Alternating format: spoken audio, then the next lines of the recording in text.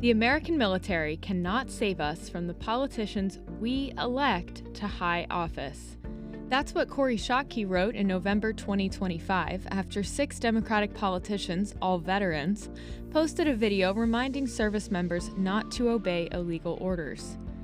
Kori Schake is a senior fellow at the American Enterprise Institute, and she previously worked at the Department of Defense, the State Department, and the National Security Council.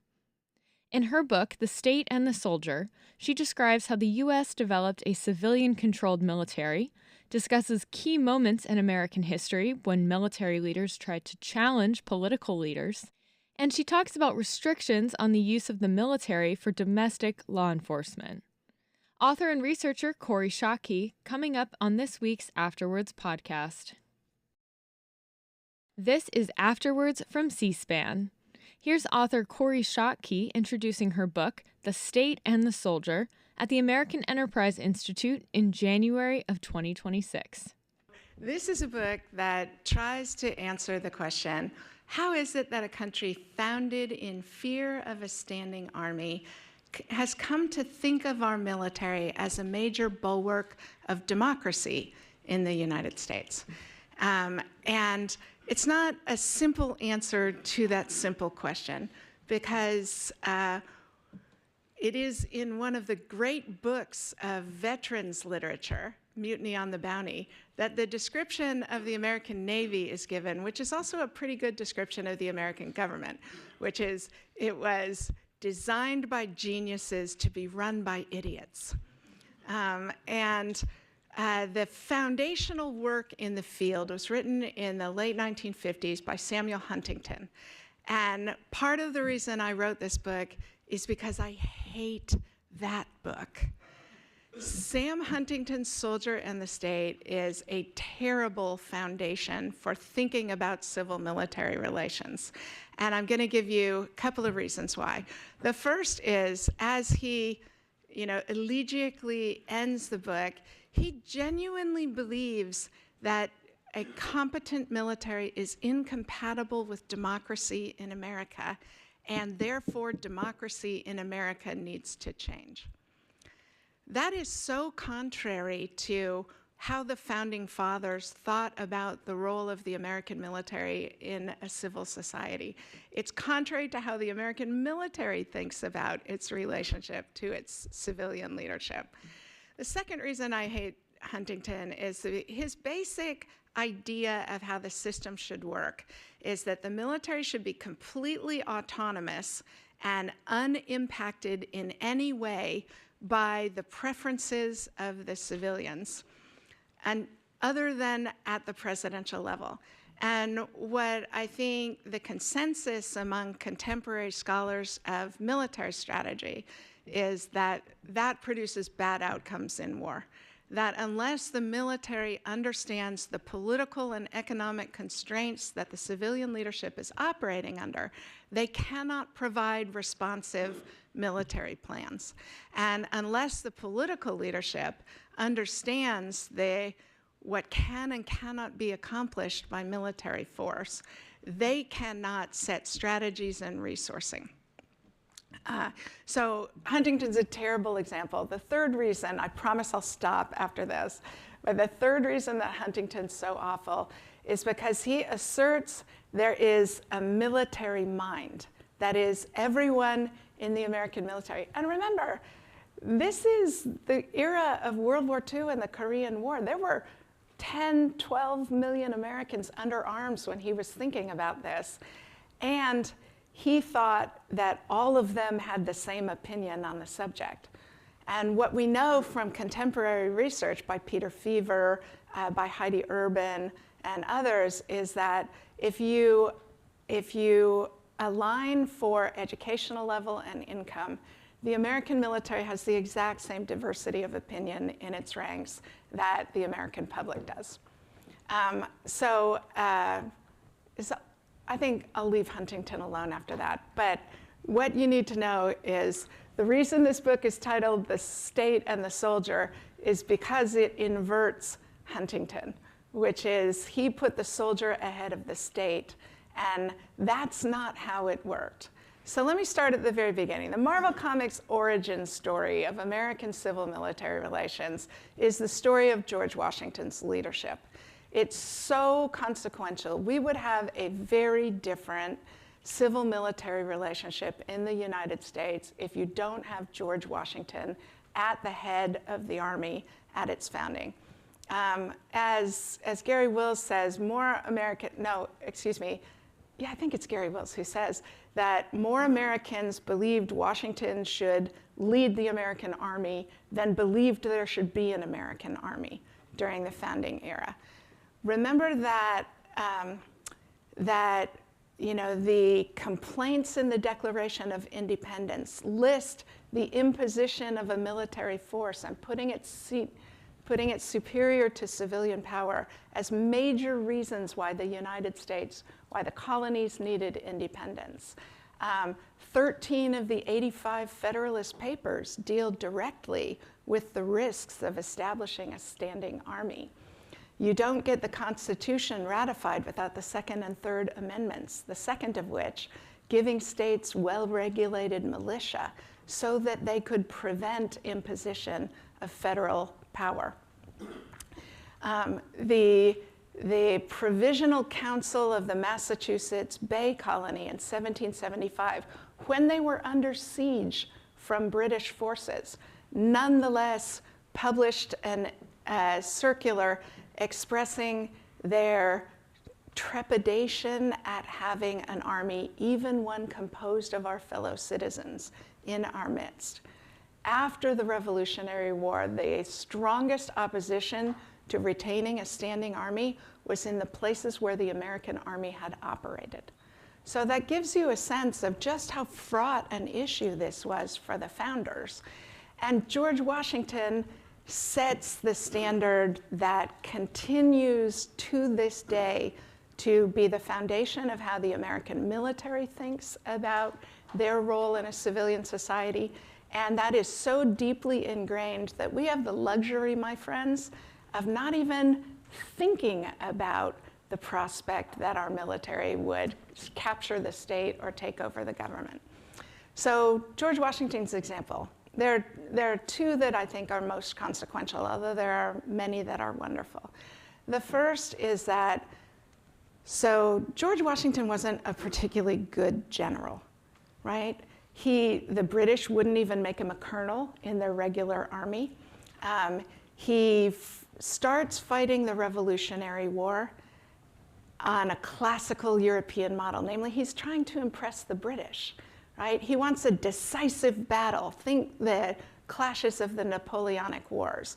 And he writes the Continental Congress that with one decisive stroke, we could bring this to an end.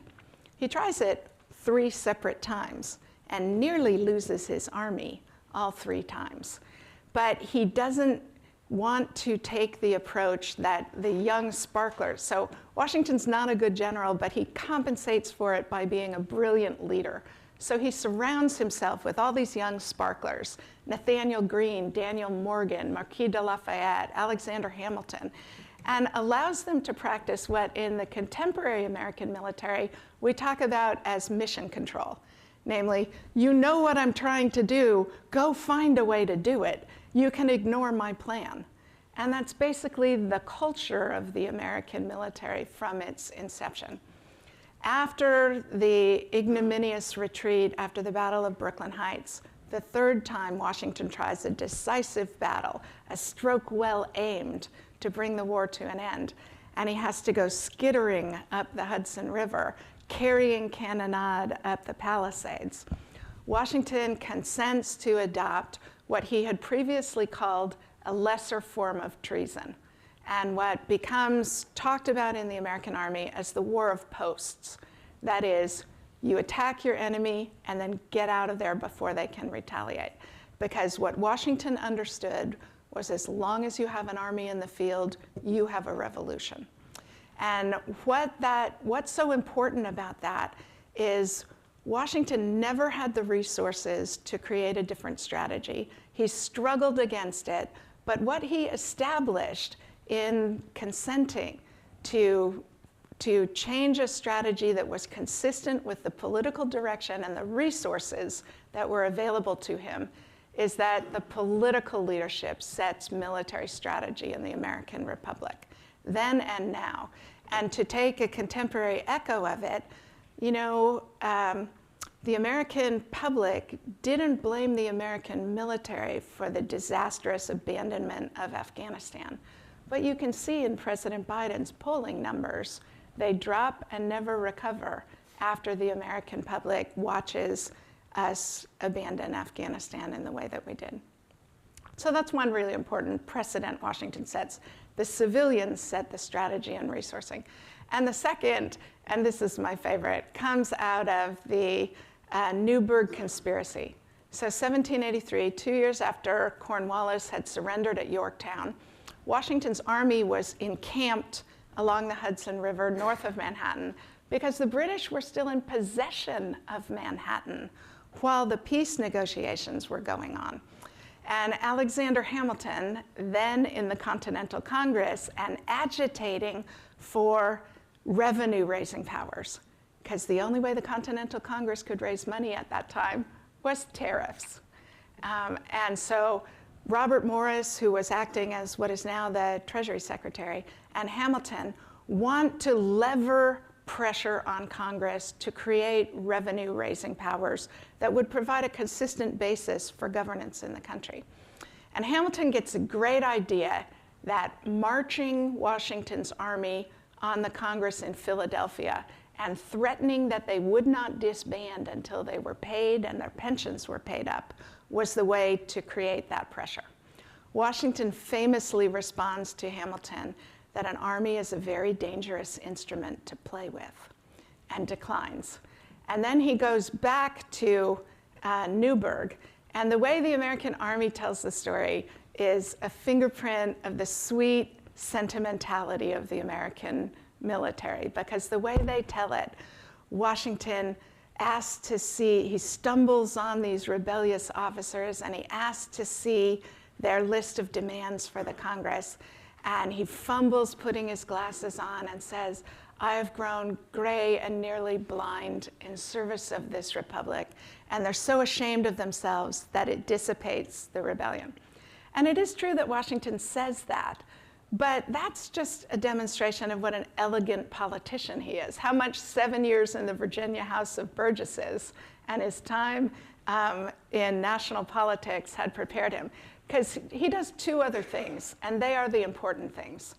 First of all, he calls his officers together, and he stations 6'6", 240-pound Major General Henry Knox at the door to take into custody for court-martialing anyone who will not sign an oath of allegiance to the Continental Congress. And so it's a good order and discipline move by Washington. And the second thing he does, and this is the best part, is he acknowledges Congress is terrible at their job. But Washington says that is not the basis for our subordination.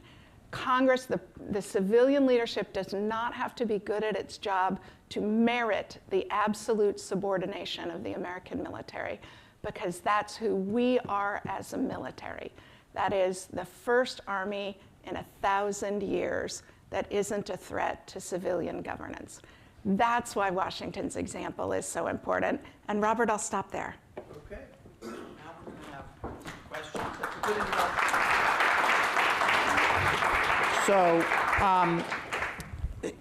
Author Kori Schake sitting down with President of the American Enterprise Institute, Robert Dorr. First of all, I want to say that there are people online watching, and they can submit questions, which we will take in a little bit, to caleb.dixon, caleb.dixon, D-I-X-O-N, at ai.org, and I'll look at them, as I also look at the audience for questions in a little bit. But I have a few of my own, and I have to tell you, Kori, these come from my limited but growing knowledge and participation in issues concerning the military. I did not serve, but my youngest son is a first lieutenant at Fort Bliss in the United States Army, and we talk about these issues all the time, and I'm going to use this conversation to get better prepared so I can challenge him. Two hard rules. The civilians are in charge, and the soldiers and generals salute. And the second is military out of politics, which basically were the two stories you told. And so I've got that right. But the first one about civilians in charge, I just want to ask about a few little gray areas, because sometimes this comes up in the prosecuting of a war. There are tactical and deeply detailed decisions that military men and women have to make. Are you saying that the civilian control, the presidential, the political leadership should get involved in those things? Or what's the sort of where's the line on when the civilians shouldn't maybe get too involved in telling the military how to do their job? Well, there are lots of things that trained professionals know that politicians don't know, right? Whether it's economics or military tactics or Newtonian physics. And that's why you have experts. And so President Obama deciding how many like that kind of stuff. Lyndon Johnson during the Vietnam War.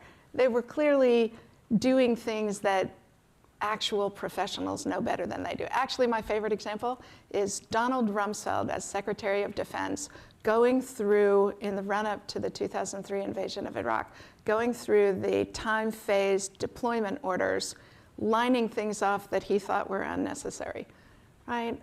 An Army major's really good at that. Donald Rumsfeld isn't.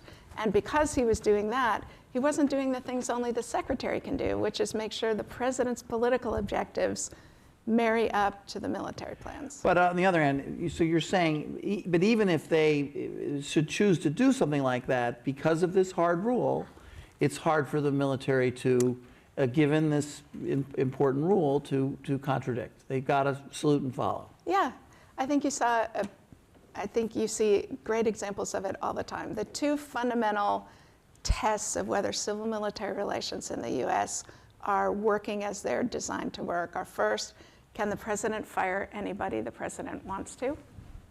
We've seen 19 examples of it in the past year. And what you saw was the discipline of the military taking their pictures off the wall and becoming civilians, right? That's how it's supposed to work. They're not supposed to resign and protest because that's a political act. And they're not supposed to loudly trumpet why they think they shouldn't have been fired, because that is to put their judgment above the judgment of the political Well, I just have to leadership. press on that one. The resign and protest part, I'm not following. I got it that you salute and follow the order is so long as you remain in the job. But isn't one way that this could be self-enforcing, or one way that the political process could work its will, is if a military officer did say, well, I'm just not up for, I'm not into this anymore, I'm getting out. That's not acceptable behavior, resigning in protest of an order that is contrary to their sense of what they should be doing? So, yes, if you cannot in good conscience carry out an order, you should resign your commission. But think about that as a practical matter, right? It's one thing if you think deploying National Guard if you're a National Guard leader and you resign your commission, but guess what? You're probably going to get court-martialed for it. And the burden of proof in a court-martial is on the person who resigned or who refused to carry out an order. They have to prove the order was unlawful. The state doesn't have to prove it's lawful. So we very often, there is a tendency in our fraught political moment to suggest that the military should save us from these difficult things.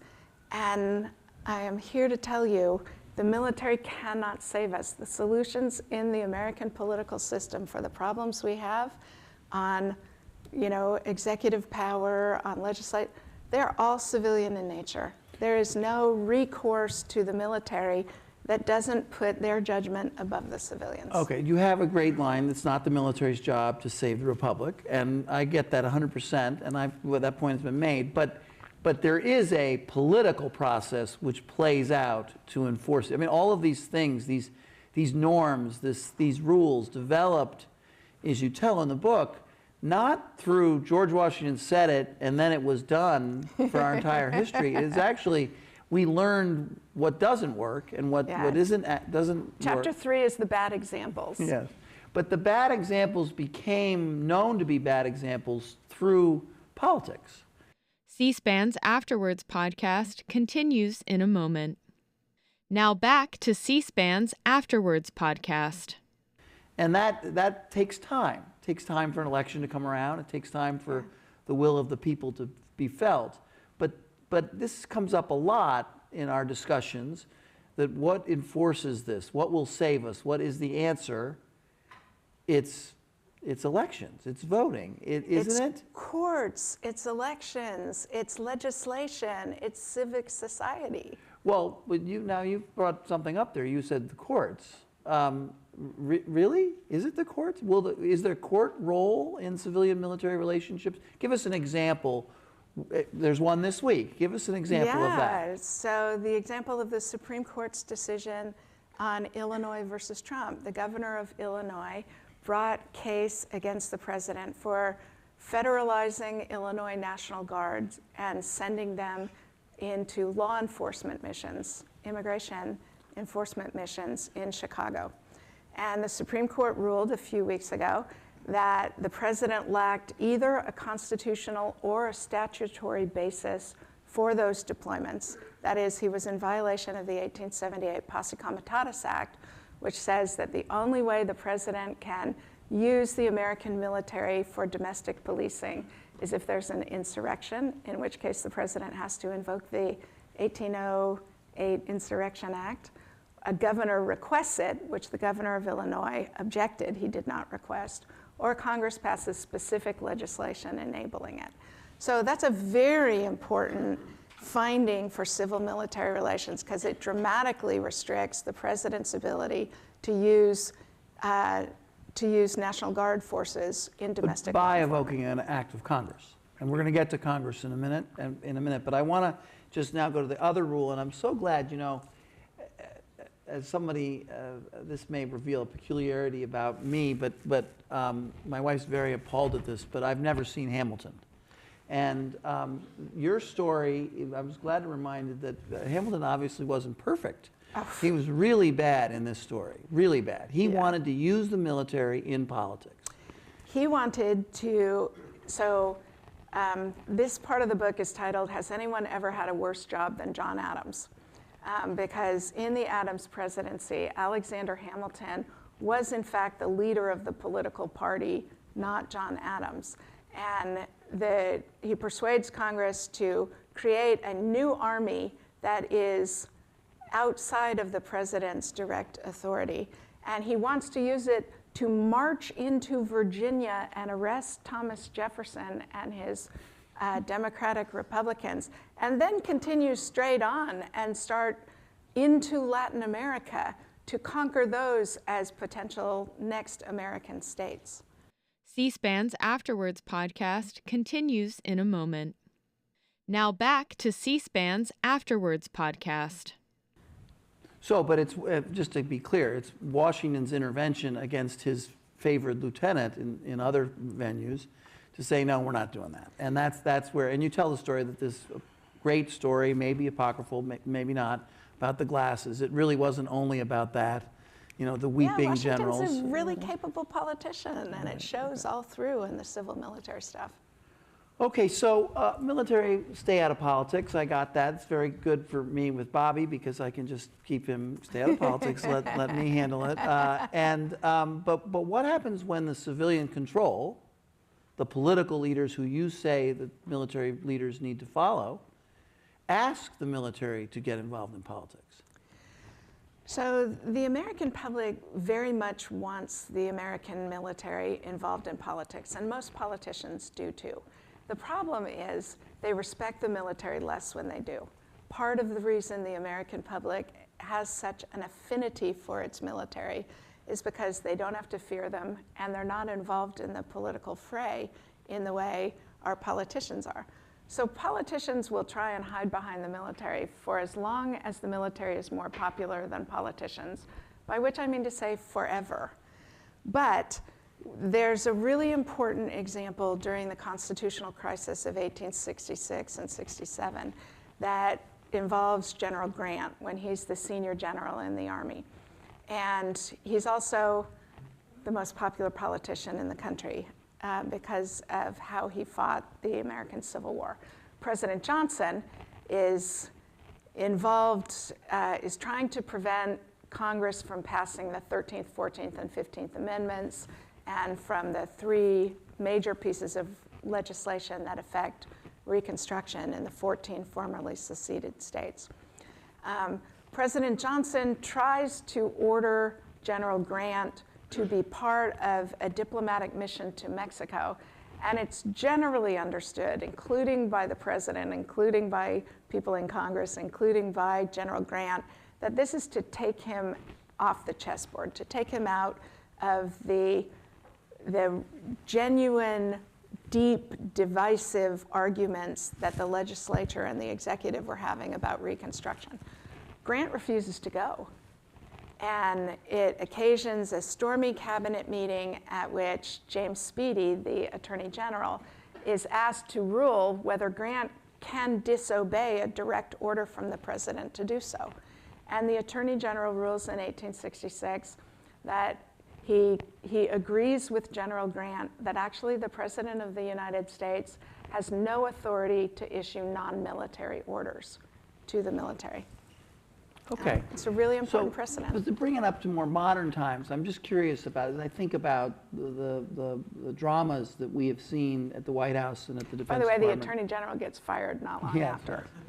But I get that precedent, and I understand the point. But you know, we have these episodes where senior military officers are asked by the president and his Secretary of Defense to brief the public, to brief the media, to be on television, to famous, General Powell and Norman Schwarzkopf. And were there any elements of that concern you with regard to the use of the military in politics?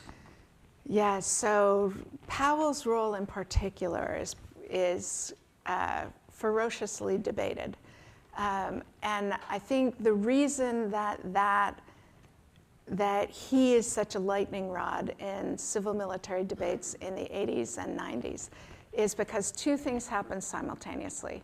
One is that the 1985 Goldwater-Nichols legislation that really creates the modern role of the chairman and makes him a very visible, he's the president's senior military advisor, and Powell, having been national security advisor, was a particularly adroit chairman.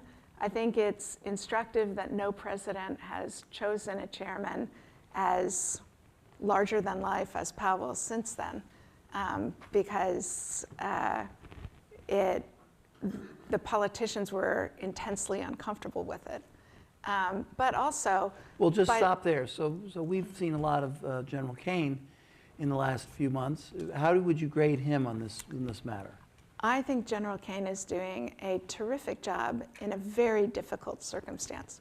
I mean, I think in the Trump administration, the military leadership should want to be graded like Olympic diving. They should want a degree of difficulty factored into their score. Yeah, okay, that's a funny line, but he's doing a very good job of sticking to his brief, which is explaining the military activity that's going on and the military's ability to carry out the roles and orders that the civilian leadership gives.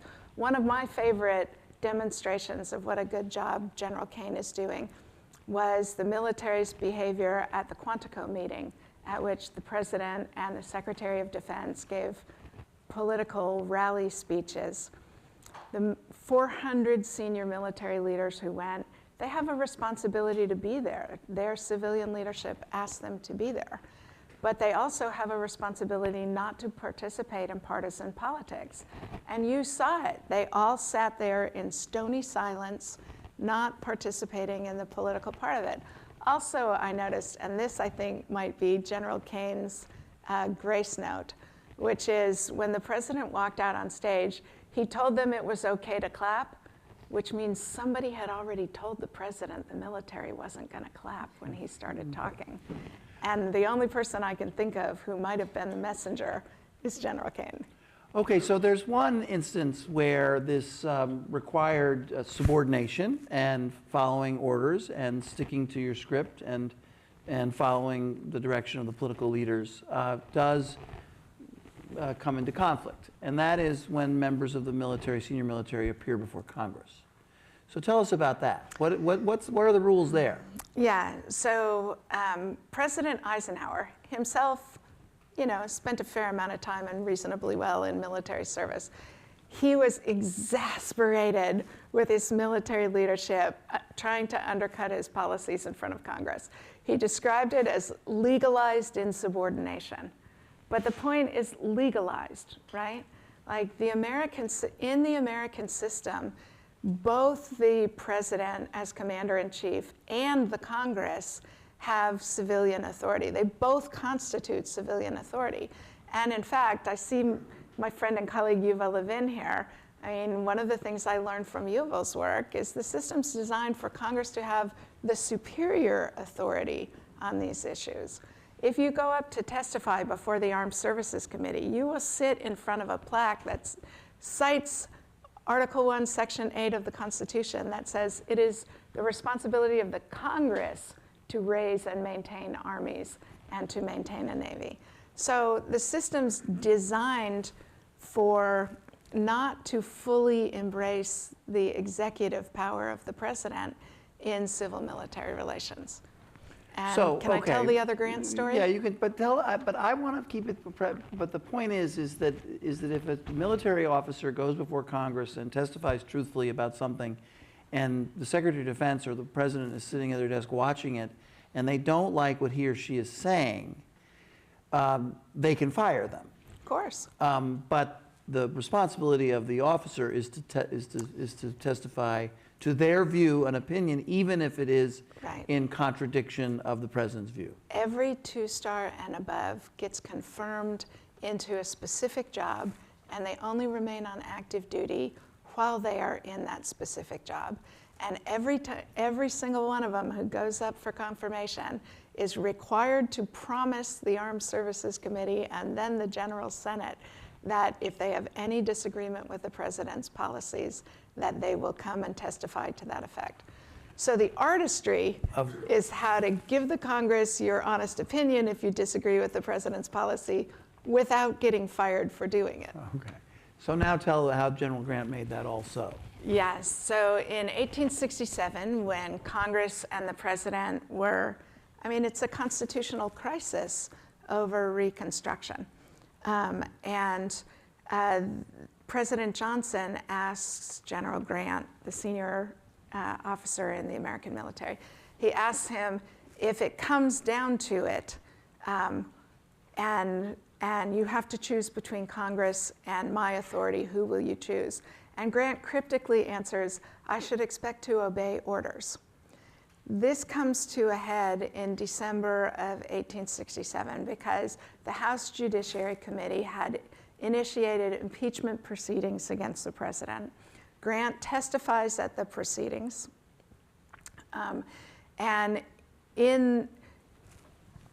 It's hard to recreate just how fragile the Republic was at that time. You're less than 2 years from the end of the American Civil War.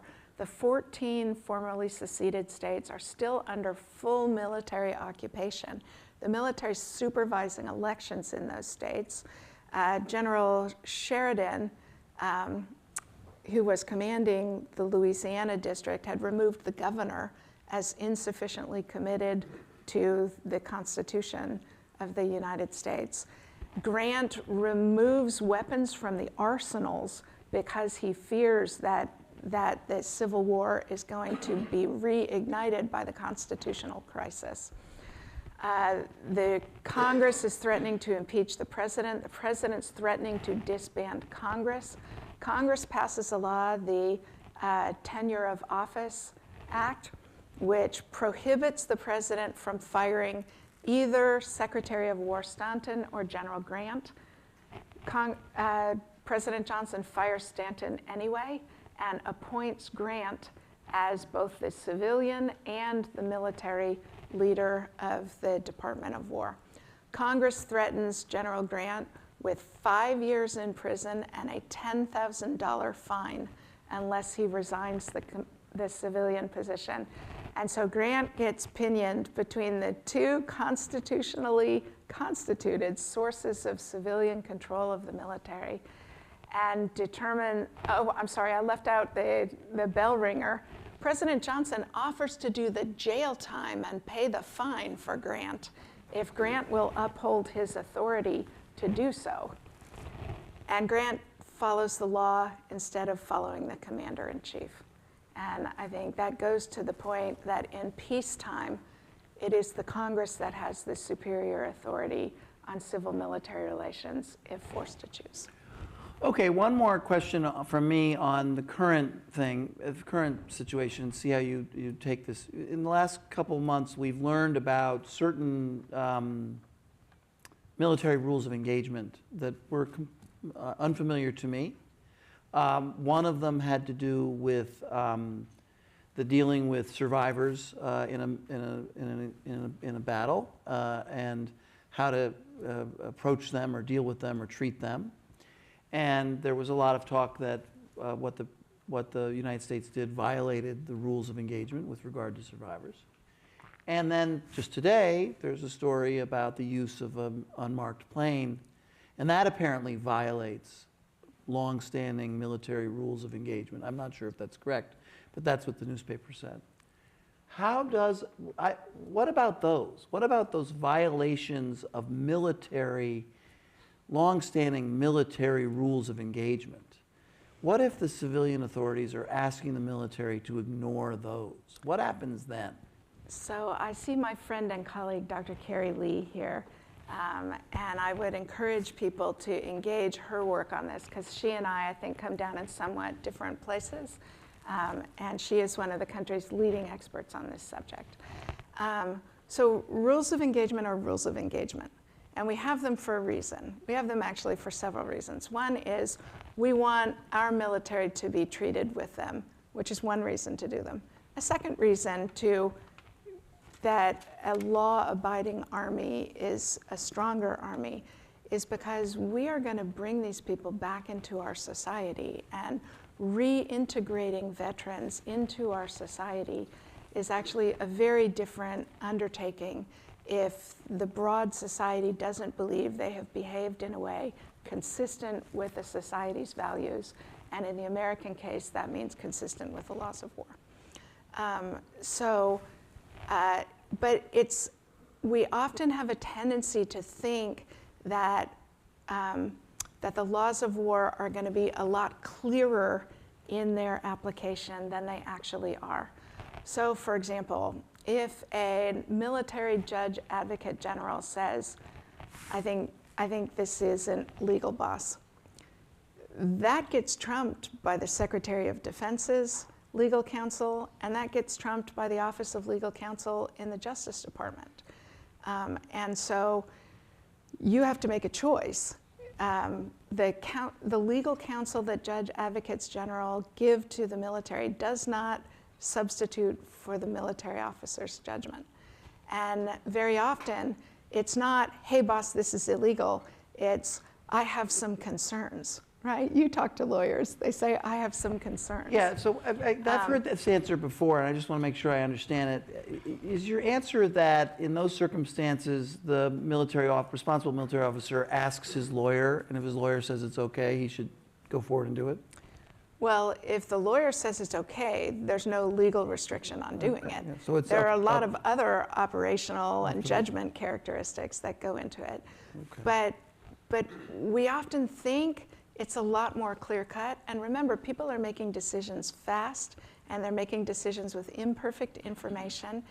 Every military commander's got a lawyer at their elbow who they are asking, is this okay? Is there another way to do this that meets the standard? But it's a lot less clear-cut than a lot of times we would like it to be. Okay, so your second to last chapter, before you went on your rant on Huntington, your second to last chapter had the title, how worried should we be? And no, I don't want you to take this wrong, but I wasn't sure what the answer was at the end of reading it. So tell us now, how worried should we be? So I think the American military is doing a really good job of being consistent with the political direction, even when they don't like it, right? Like That's their job. It is actually the civilians' responsibility to shape military culture. And I think we are not going to like a lot of the ways that this civilian leadership shapes the culture. Well, some of us might not like it. But yes. that is nonetheless their responsibility, and they have the authority to do it, right? So they're doing that, and therefore we shouldn't be worried.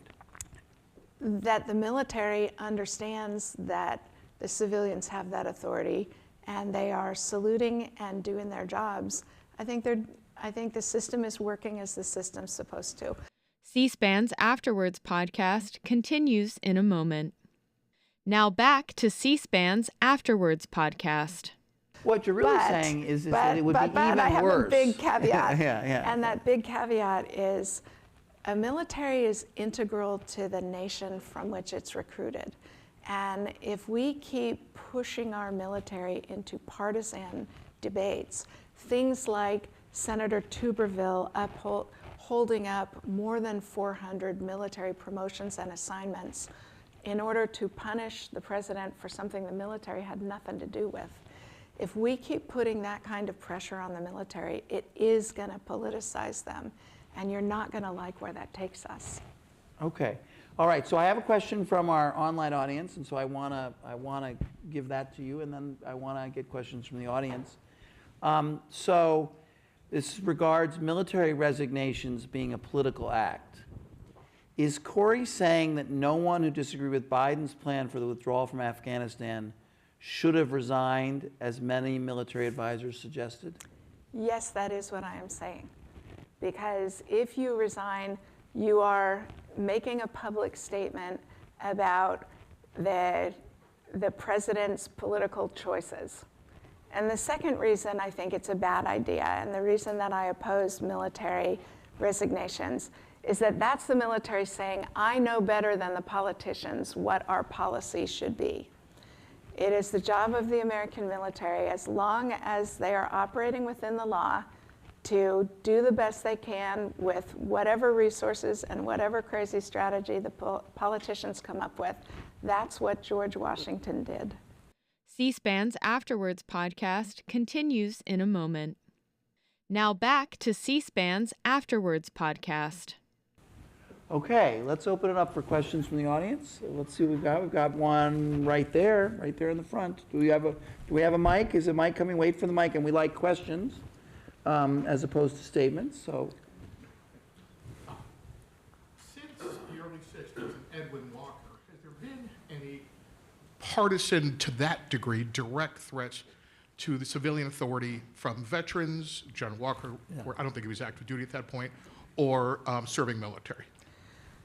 So there are a bunch of bad examples historically, right?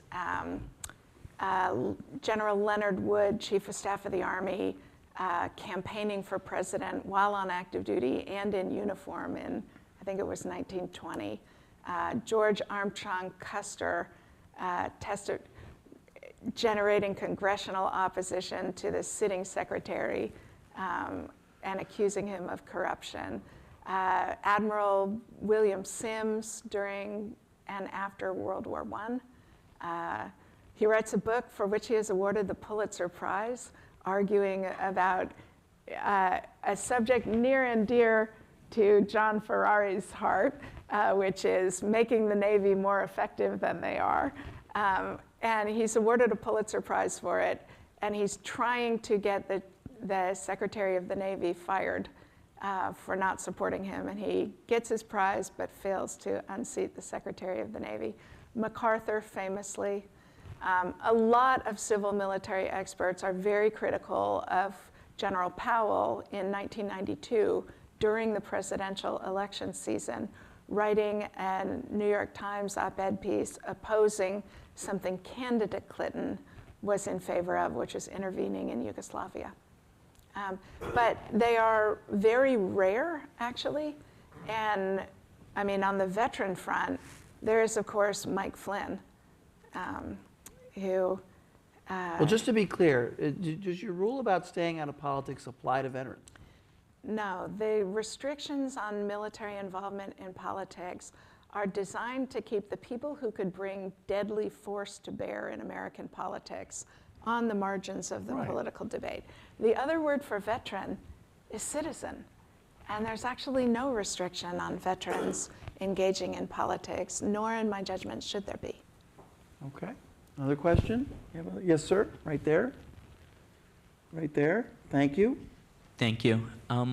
I was curious about the scope of the book, especially in light of, since the middle of the 20th century, the proliferation of federal law enforcement agencies, which to like a 18th or 19th century observer might be difficult to distinguish from military power, especially with what you're seeing now in Minnesota and in DC with the use of ICE, HSI, FBI in ways that,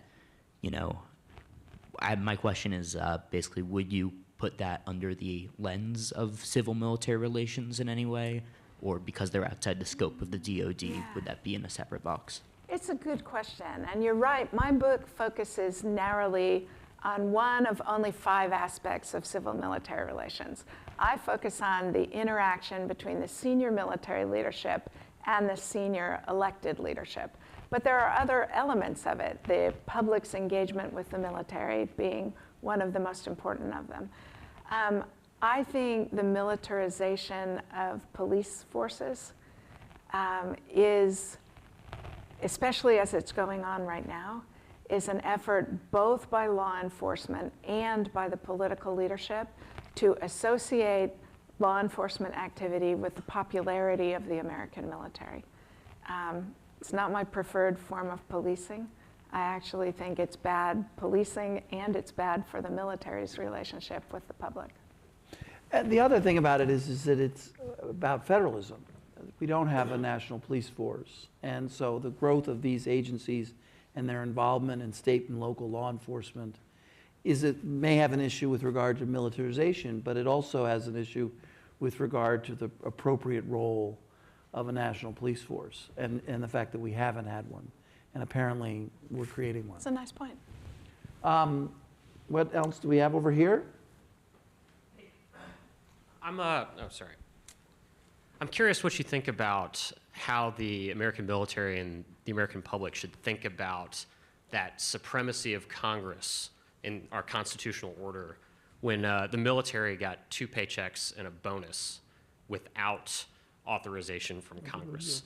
I think when you ask yourself, who do I work for, you look at who controls my paycheck. And for you, ma'am, I think you can look to your left, and it's a fairly easy answer. But Damn right, too. Nicely done. But from 1787 to 2025, there was one answer, and at the end of 25, now it's a different answer. How should members of the military, and how do you think about that? So I'm really worried about that. I mean, the efforts by the president and his cabinet to draw the military into a much more personalist kind of relationship. And it's not just the pay raises that Congress didn't provide, but it is pardoning people convicted by courts-martial. It is bringing into senior civilian roles in the department people who had been forced to resign military service because of political activity. There are a lot of ways in which this administration is putting more political pressure on the American military than I think we've seen since the constitutional crisis of 1866 and 67. And it's a really bad thing to do. One of the most difficult ways, one of the great difficulties of policing it, though, is that so much of civil-military relations is normative. There's actually no legal restriction on the president giving political campaign speeches in front of the military. It's a bad thing to do, but he has the right to do it. There's a whole category of things that those of us eggheads who work on civil-military relations call lawful but awful. And I put those kinds of things in that category. I mean, the president's trying to create a personal loyalty to him rather than an institutional loyalty that the professionalism demands. Okay, let's see, we got another question? You guys are going to hear about the prospects of the St. Louis Cardinals pitching rotation unless you No, come up no. with questions on civil General military Ferrari, relations. you got all your questions answered? We get to You argue about it satisfied all with the time. everything? Okay. Yeah. Oh, there's one over here. Where is it? Right there. Sorry. Hi, I do have some questions. I'm a Marine Corps veteran and retiree. So my question is, when it comes to the normalization of political polarization in the military, outside of being in the voter's box, what do you think that we can do for people who are friends and family of active duty and veterans when it comes to how people are being pulled, especially with the money aspect like the gentleman earlier mentioned, because that seems almost like borderline bribery. So what can we do, like, as everybody in this room, to try to not normalize that kind of behavior? It's a great question, and I don't have a particularly insightful answer beyond do all the normal things, right? Write your president, write your members of Congress, say this is a bad idea. I would like Congress to control spending. But I Don't am... rush right over those. That is how we govern our country. We are self-enforcing of these rules through politics. You said besides, voting in elections, there's no besides. That is what we do. And over time, these things have been addressed through the political process of reprimanding or throwing out those who've done wrong and replacing the people that have a better view or a different view. So I don't think that's a small thing. I think that's a big thing, is my own view. Yeah, I support that, Robert. I think that's exactly right. I would also say, though, that I worry that we very often seek to make the military solve the problems in civil-military relations, when almost all of them are actually being created by the civilians. And so I don't want to remove accountability from holding the civilians to the standard that they should be meeting, instead of making it military and military families and veterans' job to make the civilians behave better, because we need to pressure the civilians directly to do it. Now, but because of the situation we're in now, we're talking about the most recent activities that have troubled us. But the culture war aspects of bringing politics into the military was an aspect some people felt of the previous administration. And in fact, our friend Mike Gallagher has a piece in the Wall Street Journal today saying that a sort of cultural view coming from the Biden administration on things like racial preferences and other things politicized the military in a way. Elaine McCusker has felt that in previous administrations, the Defense Department budget has been lorded up with political stuff that's unrelated to the running of the military. So isn't that true too? I mean, that's all bad too. And in some respects, they paid a political price for that. Mm-hmm. Yes.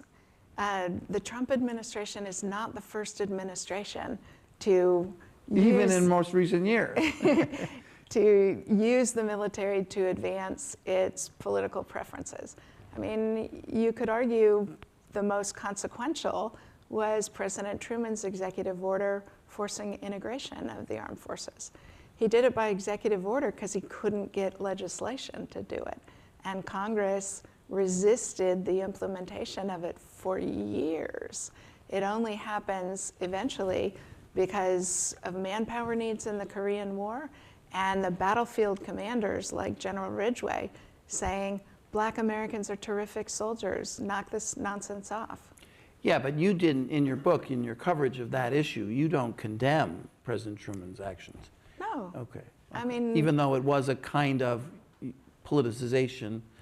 Okay. Yeah. All right. I mean, President Eisenhower using the American military to enforce the Supreme Court decision on Brown versus Board of Education could likewise be seen as a very political act.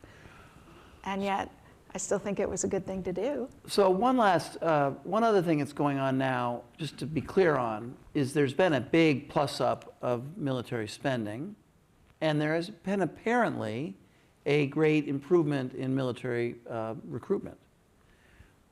Given what you've said, how does those two issues play into this discussion of civil-military relations? So one of the benefits of being President of the United States is you get to take credit for anything that happens on your watch, whether or not you caused it. Okay. And the President is taking credit for the boon now in military recruiting. But what military recruiters of all 5 services say is that what we are seeing is the reason there was a crisis in military recruiting was actually COVID. It was that recruiters couldn't go to schools. They couldn't meet in person with potential recruits. They couldn't go to sports activities and things like that. And so there was a pent-up reserve that we are now seeing set in motion. But if the military recruiting increases, that is an example of an increased confidence in the military by the population. Their sons and daughters are choosing that. Maybe, or maybe they would have chosen it 2 years earlier if a recruiter could have talked to them. Okay. But just one last thing, the question he asked, so if Congress and the President together increase military spending, that enhances civil-military relations in some way or not? Well, I wouldn't make the case for increased spending on the basis of civil-military relations. I would argue that we should be spending 6% of US GDP on defense for strategic reasons. Namely, the world is getting more dangerous. We have well-documented deficiencies in munitions, in the size of our force, in the number of ships we have in the Navy, in our ability to defend the continental American territories from missile attacks. There are things we need to do for strategic reasons that we haven't been doing because we haven't been spending the money we should on defense. Okay. All right, last question, and then we will be out. Thank you. Hi. So Dr. my Kori question Lee, is people. I'm sorry? I was just introducing you. Yeah. So my question is, if you were king for a day, and we had this conversation, civil-military relations is largely an exercise in norms. It's an exercise in what should be done versus what you can or can't do. If you could legislate something that is currently a norm, if you could say this is the hard and fast rule that I want, codified in law, that would most help civil-military relations, what would you do? Oh, that's unsurprisingly a brilliant and difficult question, Kori. If there was only one thing I could do, it wouldn't be normative. It would be legislative. I would dramatically restrict the president's authority under the 1807 Insurrection Act. I think that authority is dangerously permissive. Normatively... And what is that authority, broadly speaking? That if the president determines on his own authority or her own authority that an invasion or an insurrection, conspiracy, or there are several other things in the legislation, the president can determine a conspiracy is occurring, and if he invokes the Insurrection Act and makes a public declaration, his ability to use the American military for domestic repression and law enforcement is almost unlimited. Jack Goldsmith and Bob Bauer have been arguing for years that Congress should restrain the latitude of the Insurrection Act. Normatively, if there is one thing, I would make it illegal for elected politicians to give political speeches in front of troops. I think that's corrosive in a way that encourages political activity. What would you, Kori? All right. You get the last word, my friend. That's right, that's right. I wanted to hear what you had to say. I'm stealing all the good ideas. Okay. I agree with you on the Insurrection Act. it's so broad that it can't possibly actually mean what is written, particularly around the conspiracy language. I think the norm that I would codify.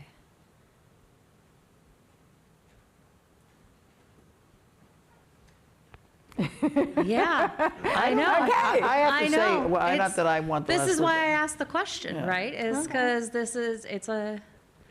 it's food for thought. Yeah, I don't know how you take the politics out of a president's or a politician's remarks to military. Where's the line? What's a political speech and what's not a political speech? Are they not to speak to the soldiers?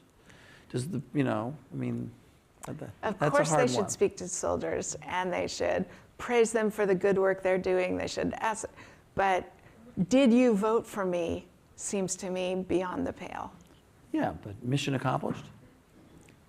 That didn't work out so well for President Bush. I know, but it was some, he was conveying, yeah, okay. Well, we've had a nice conversation. Thank you very much. Thank you, my friends, for Thank showing you. up. Please take a book.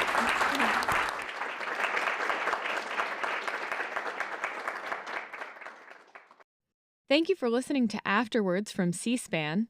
You can watch more conversations with authors like this one every Sunday on C-SPAN 2's Book TV.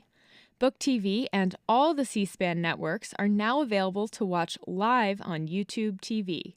Learn more at tv.youtube.com. And next week on Afterwards, the true story of how one man stole tens of thousands of priceless artifacts and human remains from around the world, and the FBI's massive investigation to set things right.